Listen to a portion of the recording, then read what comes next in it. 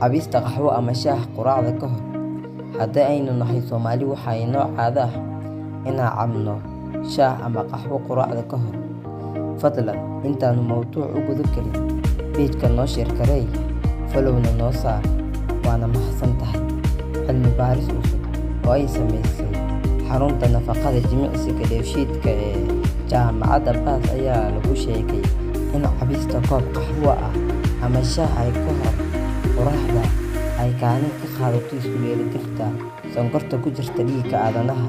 Cilmi baaristan oo lagu saleeyay tijaabada la mariyay 29 qof oo rag iyo dumarba leh ayaa lagu geeyay in maadada caffeine ay ku jirto bunka ay ku dhowaad 50% kordhiso heerka sonkorta ee ku jirta dhiigga. Kororkan ayaa loo arkaa marka ruuxu cabo shaah uu raaciyo quraacda, waxaasna natiijada yaraataa haddii uusan durbadiiba cuno. Baarayaasha cilmi baaristan cusub ee natiijada lagu daabacay wargeyska British Natural Journal ayaa qaba in loo baahan yahay in baaris kale lagu sameeyo si loo ogaado saameynta hurdada ay ku leedahay hanaanka dheefshiidka bini'aadamka.